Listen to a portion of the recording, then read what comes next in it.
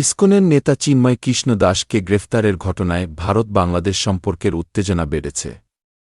জাতীয় পতাকা অবমাননা ও রাষ্ট্রদ্রোহের অভিযোগে তাকে গ্রেপ্তার পর ক্রমেই উত্তাল হচ্ছে পরিস্থিতি। ভারতের মিডিয়াগুলোতে একের পর এক মিথ্যা খবর ও গুঞ্জব ছড়ানো হচ্ছে।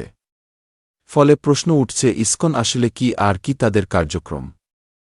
এর মধ্যেই এবার বাংলাদেশ নিয়ে যুক্তরাষ্ট্রের কাছে নালিশ জানিয়েছে ভারতীয় আমেরিকানদের সংগঠন ফিডস। কেন এই নালিশ?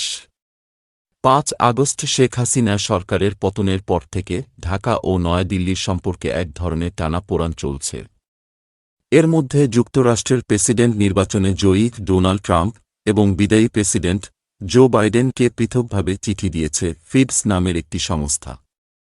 যুক্তরাষ্ট্রভিত্তিক এই সংস্থার সদস্যদের সবাই ভারতীয় বংশোদ্ভূত মার্কিন বা যুক্তরাষ্ট্রে গিয়ে সেখানে স্থায়ী হওয়া ভারতীয়।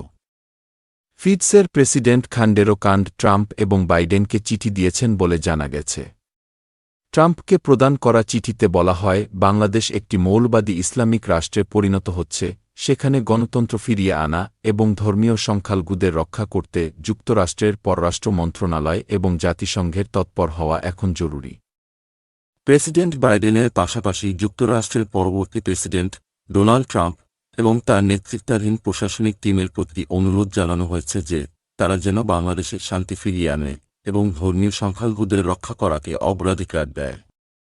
তাদের দাবি, শেখ হাসিনা সরকার পতনের পর সংখ্যালঘুদের উপর নির্যাতন বেড়ে গেছে। তবে বাস্তব অবস্থা পর্যবেক্ষণ করলে দেখা যায়, দেশ পুনরায় স্বাধীন হওয়ার পর থেকে এ পর্যন্ত কোনো সংখ্যালঘুদের উপর নির্যাতনের কোনো ধরনের খবর পাওয়া যায়নি। এমনকি দেশ পুনরায় স্বাধীন হওয়ার পর দুর্গাপূজা সবচেয়ে সুষ্ঠুভাবে এবং শান্তিতে পালন করতে পেরেছে সংখ্যালঘুরা।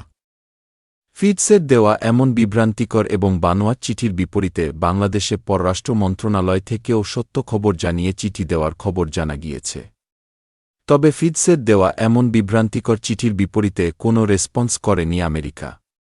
এমনকি ৫ই আগস্ট দেশ স্বাধীন হওয়া এবং মোদির বন্ধু ডোনাল্ড ট্রাম্প ক্ষমতায় আসার পর থেকে অসংখ্যবার ভারতের নানা সংগঠন দ্বারা প্রোপাগান্ডা ছড়ানোর চেষ্টা করা হলেও তাতে তেমন গুরুত্ব দেয়নি ইউনাইটেড স্টেটস অফ আমেরিকা।